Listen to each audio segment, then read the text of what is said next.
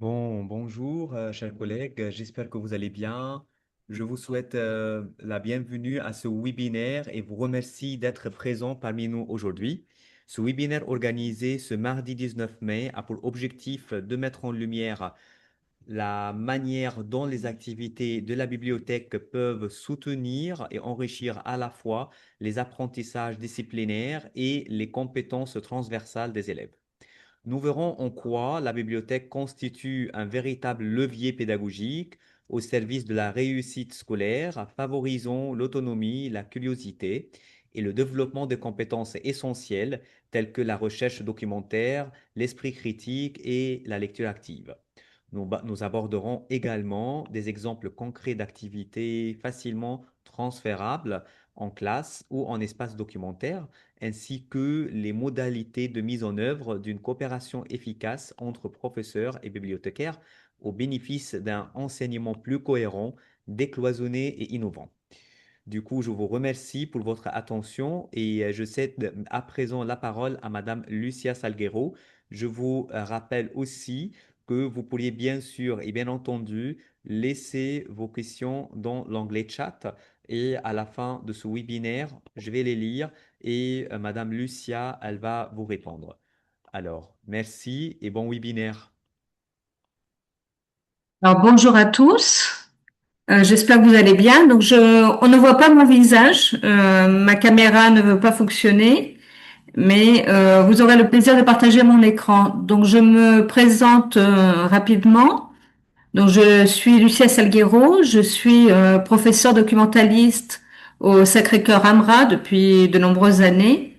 Et donc, j'ai le plaisir d'animer ce webinaire avec vous et vous montrer un petit peu quelles sont mes pratiques en tant que professeur documentaliste et comment je travaille avec mes collègues des différentes matières, peut-être pour vous donner quelques idées d'activités et comment mettre en pratique certains pans du programme.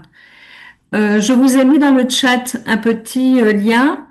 C'est juste en fait un petit sondage pour voir un peu qui vous êtes. Est-ce que vous êtes plutôt des enseignants?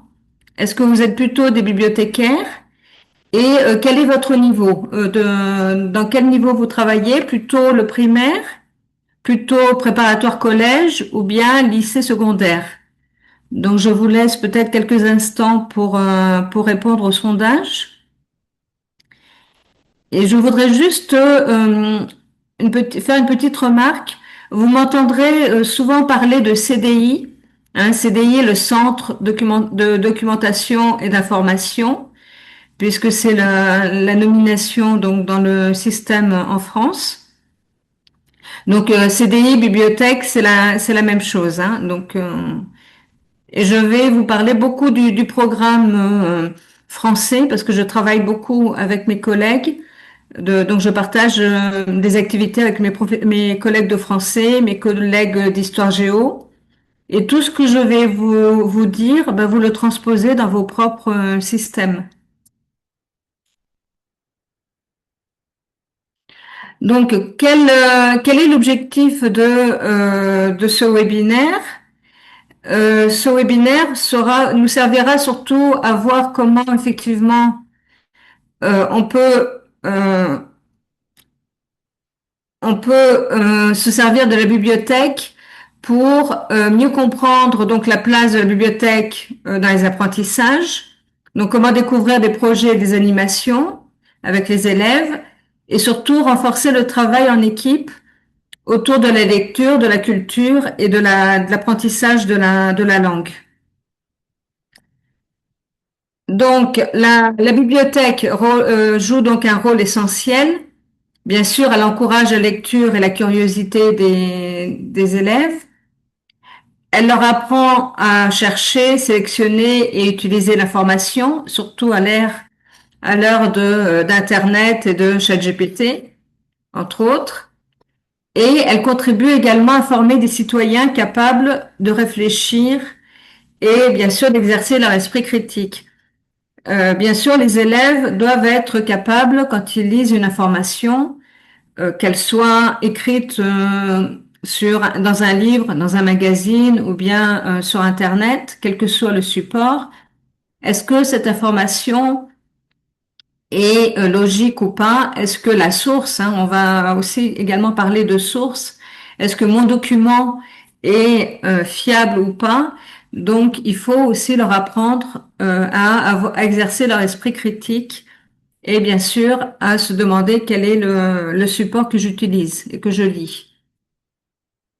Les activités donc vont aider bien sûr à développer les compétences de lecture et de compréhension, bien sûr les capacités de recherche, documentaire et d'analyse, et également l'expression orale, l'argumentation et les échanges en groupe. Hein, on verra en détail bien sûr tous ces points-là. Alors comment encourager la lecture? Bien sûr, la première chose que l'on fait à la bibliothèque, c'est effectivement, c'est un lieu de découverte et de lecture. Donc, à travers le livre, les élèves peuvent, bien sûr, élargir leurs horizons, apprendre des choses, mais surtout donner libre cours à leur imagination. Le livre, contrairement au film, nous laisse tout un panel d'images et d'univers qui nous est propre. Autant quand je regarde un film au cinéma, quand je regarde un document visuel, c'est le réalisateur qui me soumet sa propre vision.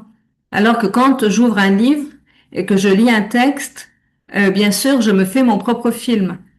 Donc, comment effectivement mettre en pratique cette découverte de la lecture? Donc, bien sûr, on va aménager des coins de lecture par thématique, hein, c'est le travail propre des bibliothécaires, je ne vais pas m'étaler dessus.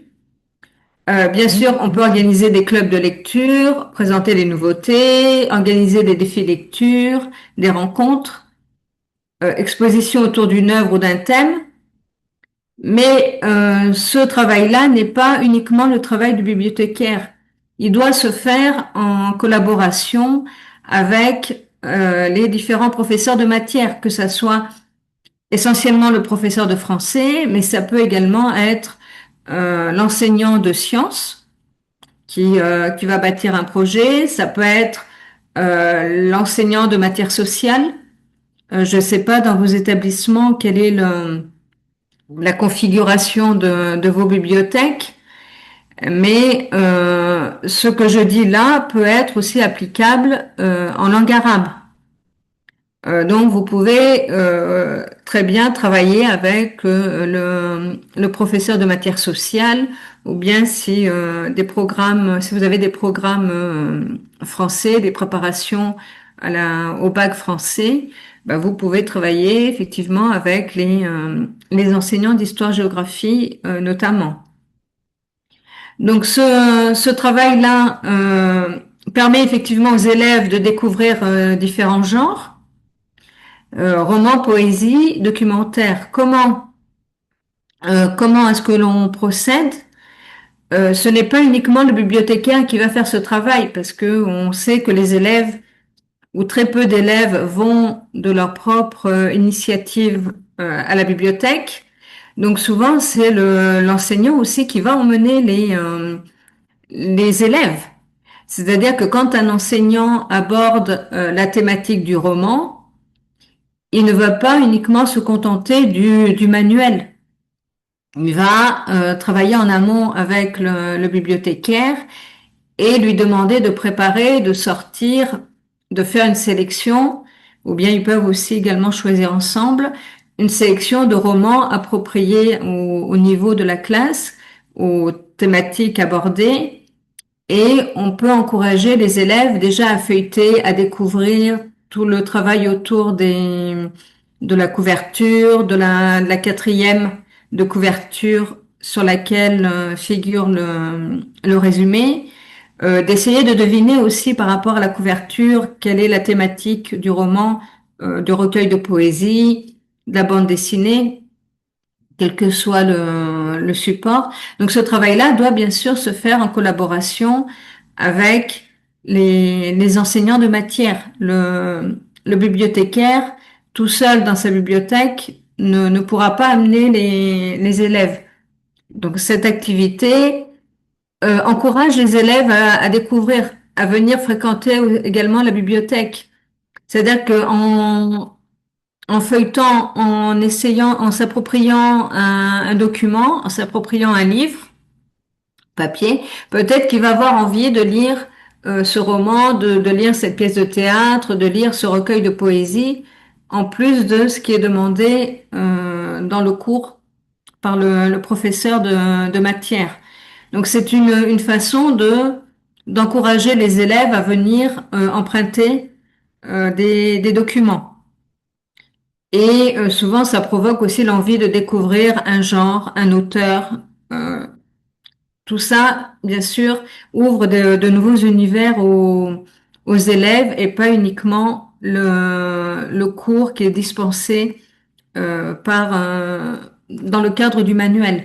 Pareil, la bibliothèque peut être le lieu où a lieu le cours. C'est-à-dire que pour commencer une séquence, par exemple une séance, le professeur peut se déplacer avec sa classe et venir faire un cours de découverte de la thématique au CDI, à la bibliothèque, pour lancer une nouvelle thématique. Donc toutes les possibilités sont envisageables.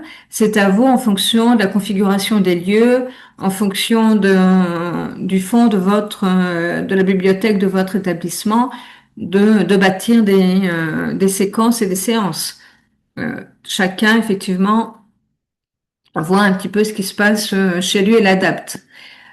Bien sûr, moi, je travaille essentiellement avec des grands, c'est-à-dire à partir de la quatrième primaire jusqu'à la deuxième secondaire, et je suis à cheval sur le système national et le système français. Donc en fait, j'ai tout un panel d'élèves donc qui vont de 10 à 18 ans. Donc bien sûr, tous ces élèves n'ont pas les mêmes intérêts. Donc j'essaie de m'adapter effectivement à leur niveau et bien sûr toujours en collaboration avec le professeur de matière. La bibliothèque, le CDI, est également le lieu où on peut aider les élèves à devenir autonomes. Alors, on sait tous que maintenant, quand on demande un travail à la maison, un travail de recherche, le premier réflexe des élèves est d'aller sur ChatGPT, de rentrer la, la consigne que vous avez donnée et ils vont copier-coller ce qu'ils ont trouvé sans même le relire et ils vont vous le donner bêtement, sans aucun esprit critique. Alors que la bibliothèque est le lieu où on peut les former à la recherche documentaire, à la recherche sur Internet. C'est-à-dire que même pour aller chercher sur Internet, il est utile de passer par le livre, de passer déjà de savoir quelles sont les sources. La première chose qu'il faut enseigner aux élèves, c'est qu'est-ce qu'une source et qu'est-ce qu'une source fiable. Donc, il faut partir du papier, partir des revues, partir des livres, partir des livres documentaires que vous pouvez trouver dans votre bibliothèque, leur faire bien sûr découvrir ce que c'est un sommaire, ce que c'est un index. Donc, travailler à partir du papier. Et une fois que les élèves savent comment repérer des informations, comment est-ce que je peux repérer dans le livre l'information que je cherche. Après, on peut les lancer sur Internet. Après, on peut les aider effectivement à appliquer la même méthode des mots-clés, de noter les mots-clés.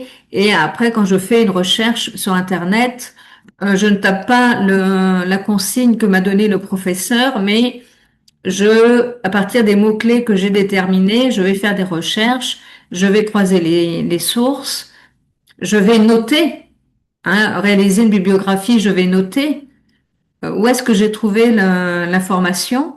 Donc tout ça, bien sûr, les élèves ont besoin d'être accompagnés, quel que soit leur âge. C'est effectivement applicable pour les petits, mais pour les grands. À chaque âge, à chaque niveau, sa méthode, et on va effectivement de plus en plus loin.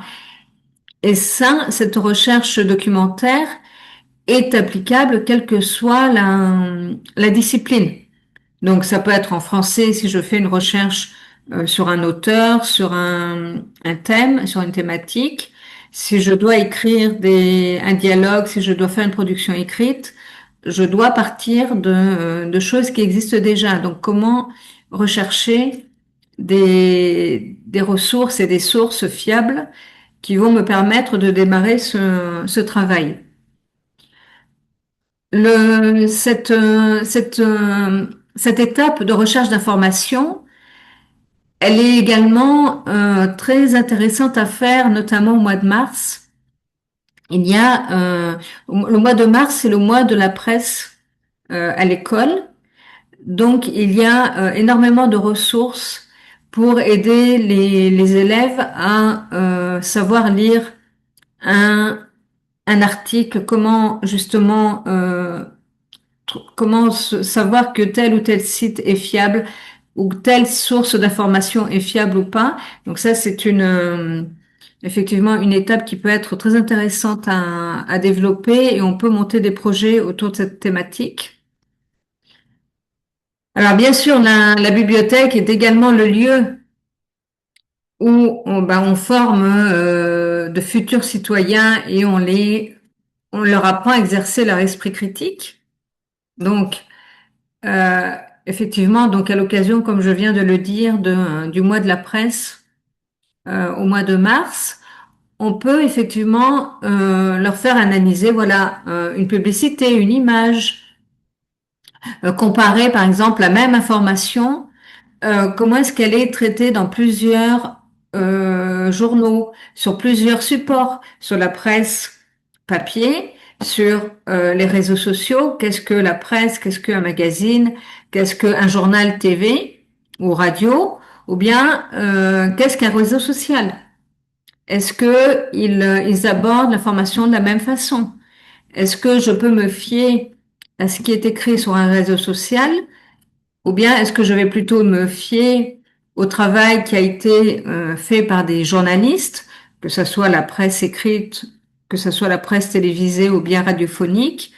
Donc, ce sont des professionnels qui ont cherché l'information, qui ont écrit, qui ont cherché les sources, alors que les réseaux sociaux, en fait, tout le monde peut publier sur les réseaux sociaux.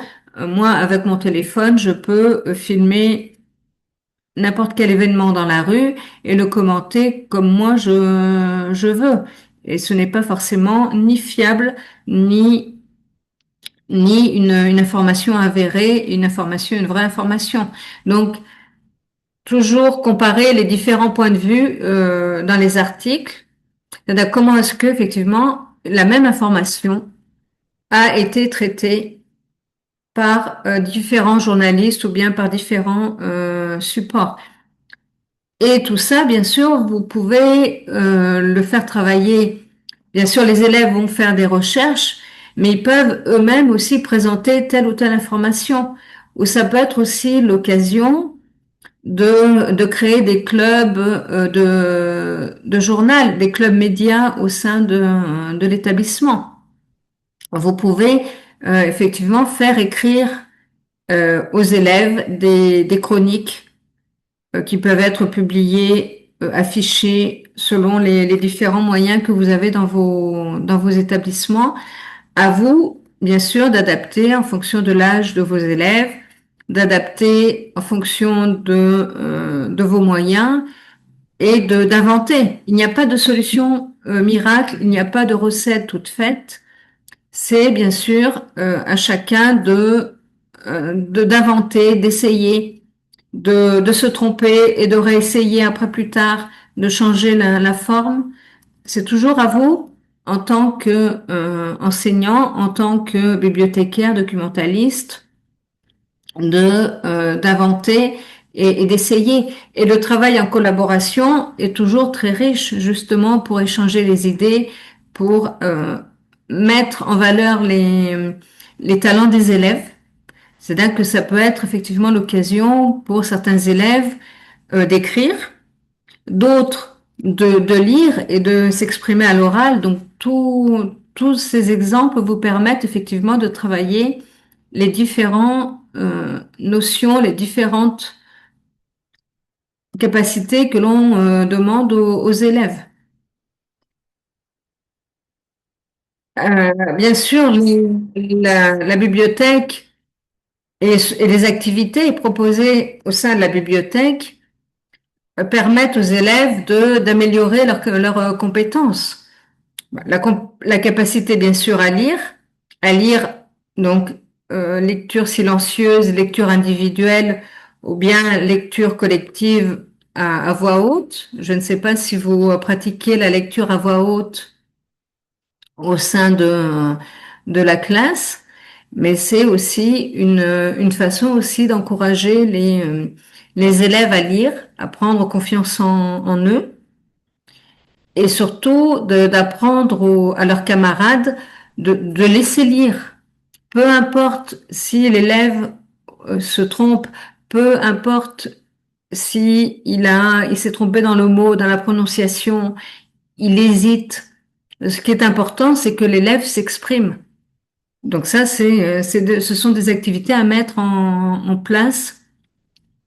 Vous pourrez bien sûr organiser des clubs de lecture autour d'une thématique. Donc ça peut être soit une activité vraiment pendant la récréation avec des élèves des bons lecteurs qui lisent le même livre et qui après en discutent, ou ça peut être une activité faite au sein de la classe.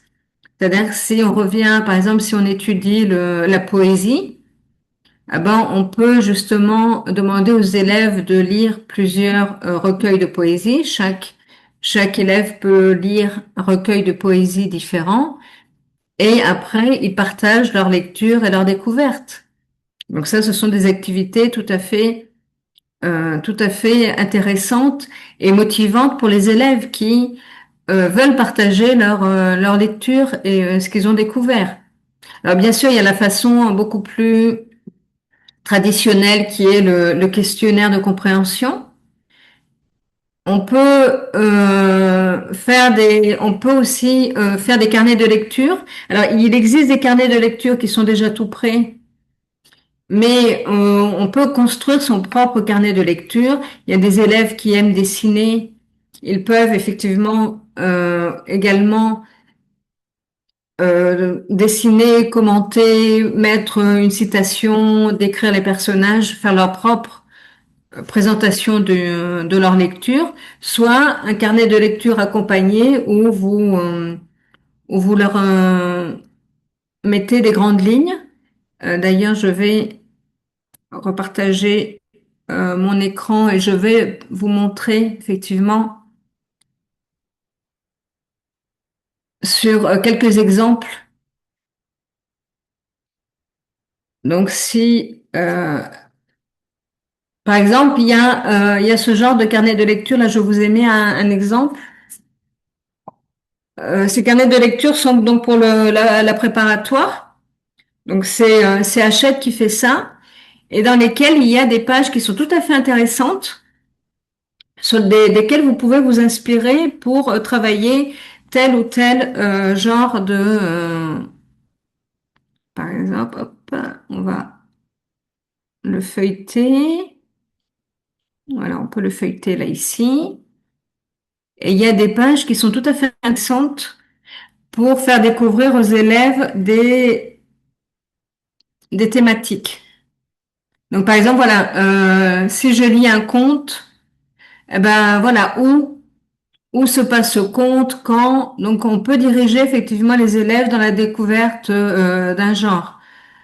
Un roman d'aventure, une thématique. Si j'étudie l'Odyssée, je peux effectivement sur l'Odyssée travailler les personnages, travailler les aventures, travailler les voyages d'Ulysse. Je peux étudier voilà un recueil de poèmes et c'est vraiment adapté. Cette collection-là est adaptée pour le collège, la préparatoire, donc de la sixième primaire, première, deuxième, troisième préparatoire. Donc, et ça, bon, ça c'est Hachette, mais il y a énormément d'éditeurs qui proposent ce genre de carnet.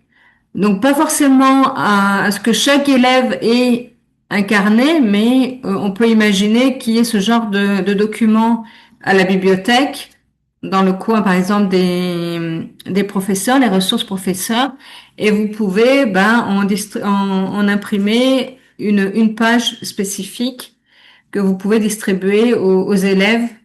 Donc voilà une présentation à l'oral. Donc c'est vraiment des choses qui peuvent vraiment vous aider à organiser des sessions avec les élèves. Là, ce sont plutôt voilà des lectures personnelles.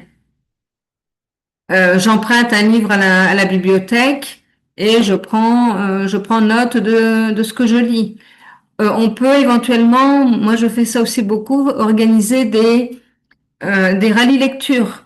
C'est-à-dire que soit un rallye lecture sur une thématique, c'est-à-dire que c'est moi qui propose les titres, et c'est à l'élève qui aura lu le plus de livres de la thématique qui va gagner avec distribution de petits cadeaux, ou bien faire un rallye lecture sur la quantité, le nombre de livres lus, quelle que soit la thématique, quel que soit le support. Ça peut être des bandes dessinées, ça peut être des contes, des romans, des albums, peu importe, mais on récompense la lecture.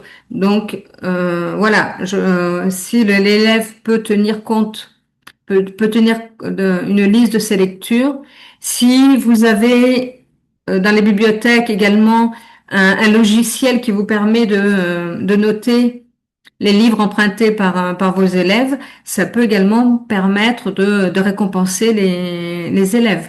Donc, il y a énormément de choses à inventer pour motiver les élèves et pour vraiment leur donner envie de lire. Il y a également pour la lecture une application qui est très bien, qui marche très bien, qui s'appelle Lilotte. Peut-être que certains d'entre vous la connaissent, où ce sont en fait des quiz de lecture. C'est-à-dire que les élèves lisent un livre et après ils font des quiz. Donc, par exemple, si je fais par exemple, je crois que Tisto, je crois il y a Tisto, voilà.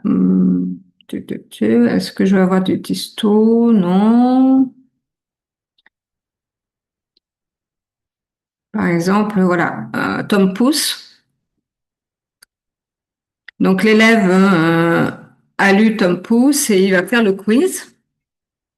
Donc il y aura et là il y a sur cette application-là il y a voilà, ça c'est la version corrigée hein, du quiz. Mais voilà, il aura des questions et en fonction de ses réponses, il est toujours gagnant. Il gagne toujours au moins un point. Donc, s'il trouve la réponse de du premier coup, il va avoir 3 points. Si il le gagne à la deuxième tentative, il va avoir 2 points. Et si c'est vraiment la dernière réponse, il va quand même gagner un point. Donc, c'est une application qui est très très positive. Donc, qui encourage les élèves à lire. Et même s'ils se trompent, c'est pas grave. Ils peuvent, il peut quand même gagner des points et au fur et à mesure, ça va l'encourager à lire. Donc ça, c'est des activités qui sont très très intéressantes à mettre en place. On peut également, alors selon le fond, pareil, selon le fond de vos bibliothèques, vous pouvez bien sûr avoir des thématiques qui sont déjà présentes. Mais vous pouvez aussi emprunter des ouvrages. C'est-à-dire que pour toutes les écoles labellisées, vous avez déjà un accès à CultureTech, qui est une bibliothèque numérique, donc qui peut effectivement vous permettre d'avoir accès. Hop, vous avez mes codes d'accès. Et donc, vous avez accès notamment à la presse, puisque je pense que nous sommes très peu à avoir des magazines qui nous arrivent en papier. Donc, vous pouvez avoir accès à la presse. Donc, ça peut être très intéressant justement pour faire des recherches, donc ça, voilà, peut-être pour les plus grands. On peut aller pour les plus petits, aller dans la jeunesse. Donc pareil, ça c'est un support qui peut compléter vos ressources dans les établissements. Donc voilà, vous avez des livres. Donc c'est des choses qui peuvent être lues en classe, par exemple. Donc soit collectivement, soit il y a également des livres audio. Donc ça peut être aussi une façon de travailler l'oral, de travailler l'écoute, la compréhension audio. Donc, il y a maintenant, à l'heure d'Internet et du numérique, il y a énormément de ressources et il y a également énormément de ressources fiables. Donc, on recherche tous de nouvelles ressources, de nouveaux documents, mais il existe, nous avons, nous, à notre service, que ce soit IFProf, que ce soit Culture Tech, nous avons des ressources qui peuvent nous permettre de proposer des lectures, des documents adaptés à nos élèves. Donc, il faut également les utiliser. Donc, ne pas hésiter à utiliser ce genre de documents. Donc, voilà, ce sont quelques idées. Alors, si on revient, donc voilà, toujours, hein, développer les capacités d'analyse.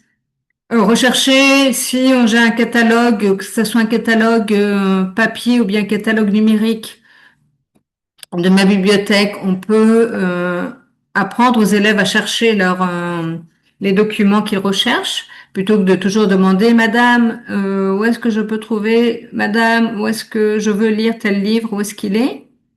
Bien sûr, comparer les sources d'information. Pareil, de savoir retrouver sur un document l'auteur, la date d'édition, la fiabilité. Tout ce travail qui est fait à partir du papier va après les préparer à aller chercher l'information sur Internet. Et le passage au papier est vraiment très très important pour leur apprendre à chercher et surtout avoir des informations cohérentes et fiables.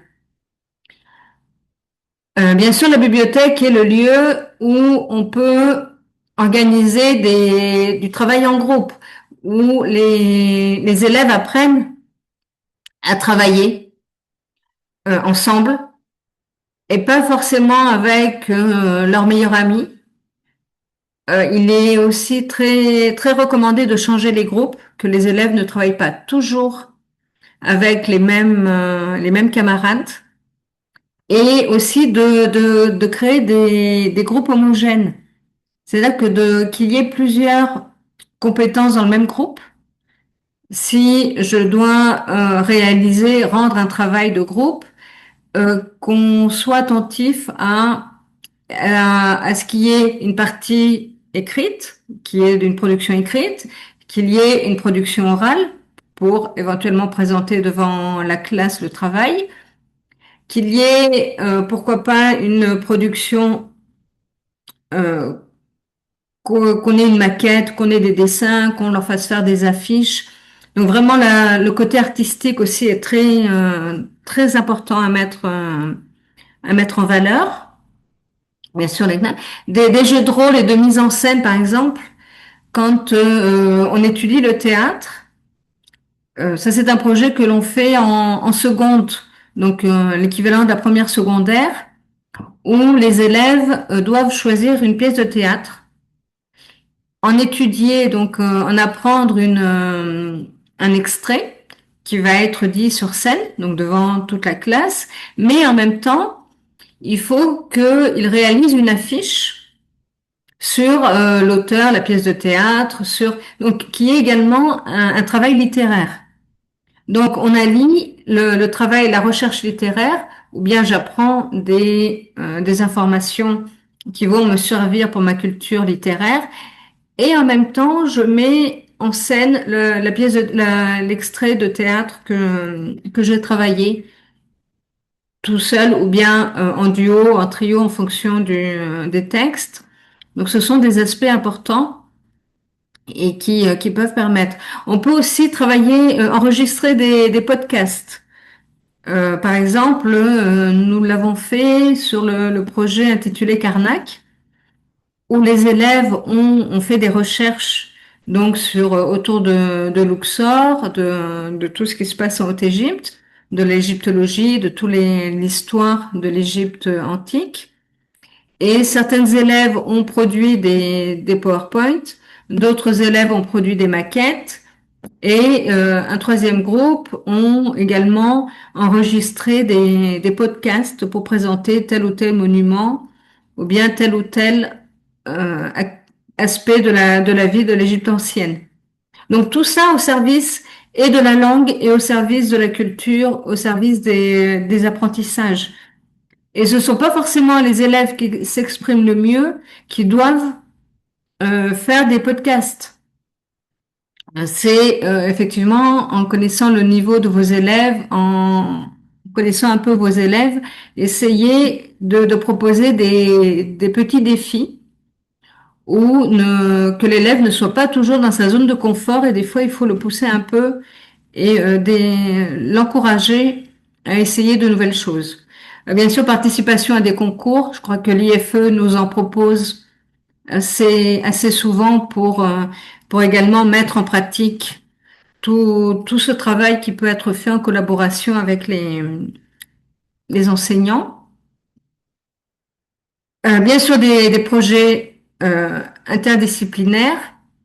Donc, voilà, travailler sur un thème commun en français, sciences, en géographie, préparer une thématique, une journée thématique ou une semaine, créer des affiches pour un événement. Il y a beaucoup de sujets qui peuvent être abordés à vous en fonction de vos pratiques, en fonction de vos progressions, d'imaginer. Et souvent, ce genre de travail se fait maintenant. Une fois que vous aurez fini les corrections des différents examens, l'année prochaine se prépare maintenant.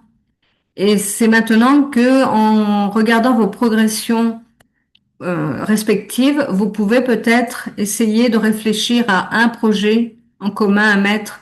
Par exemple, déterminer un projet de l'année sur lequel vous pouvez travailler sur plusieurs semaines ou plusieurs mois et que chacun apporte un petit peu d'eau à son moulin et que, en fonction des matières, vous puissiez coopérer. Et pour vous, et surtout pour les élèves qui ont du mal à comprendre qu'une notion que j'aborde en mathématiques peut, par exemple, me servir en sciences et qui cloisonne un peu les apprentissages, alors que ce genre de projet, justement, leur permet de faire le lien entre les différentes disciplines, faire le lien entre les différents thèmes et thématiques abordés pendant l'année et qui leur permet aussi de créer des ponts entre toutes ces disciplines et ces apprentissages.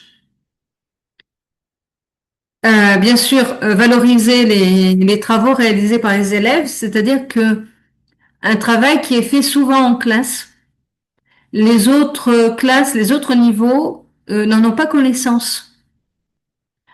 Donc le CDI, la bibliothèque, peut être également le lieu où on va afficher tous ces projets.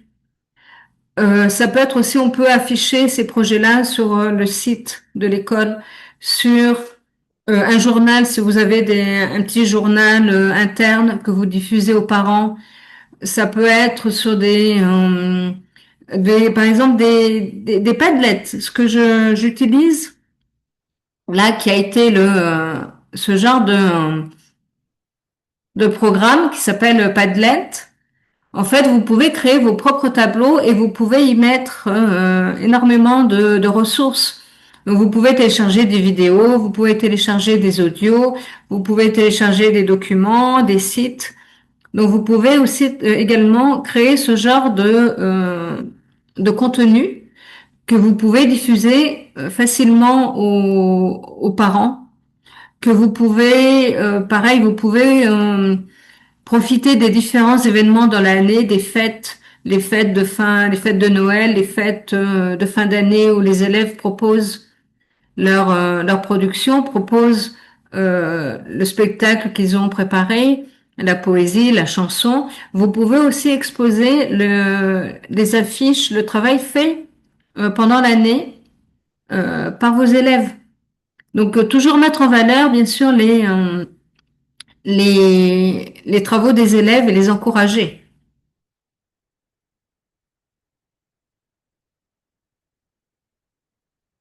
Donc, bien sûr, toujours valoriser les productions.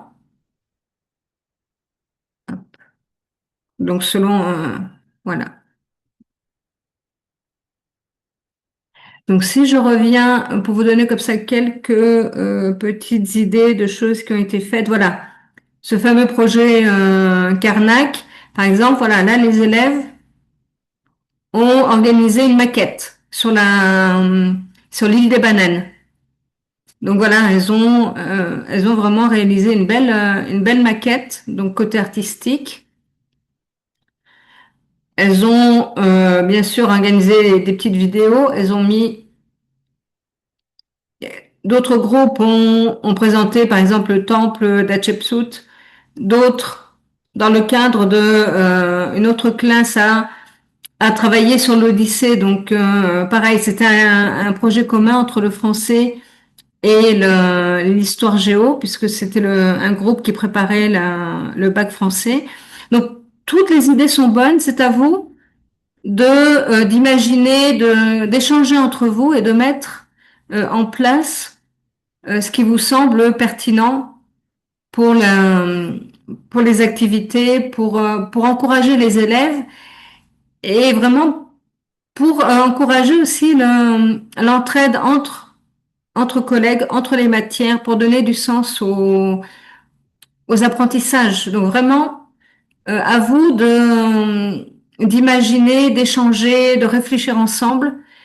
Et vraiment, la bibliothèque est vraiment le lieu où tous ces partages-là peuvent se faire.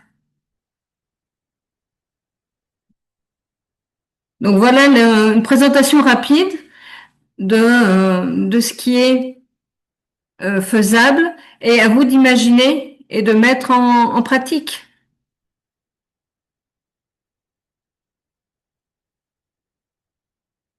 Voilà, je ne sais pas s'il y a des questions, des...